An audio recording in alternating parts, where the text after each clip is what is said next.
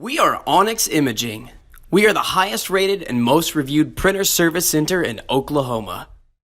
Hey there YouTubers, it's your girl Brett over here at Onyx. Today I'm going to show you how to clear a paper jam, and I'm working with the HP Color LaserJet Pro MFP M283fdw.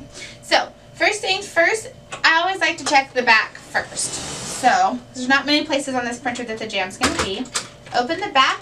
You want to make sure not to touch any of this in here. You just want to touch the paper. It's going to be really, really hot.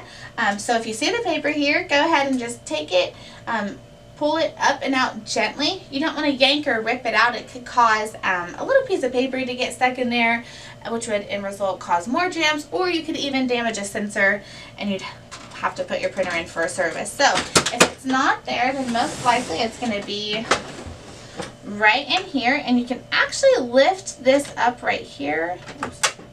From this side, there we go. And then you can just take it, pull it up and out gently. Again, you don't want to yank it because it could rip pieces off and cause your printer to need a service. So if you guys are in need of any quotes or supplies, give your girl Brett a call and have a great day. Thank you for watching.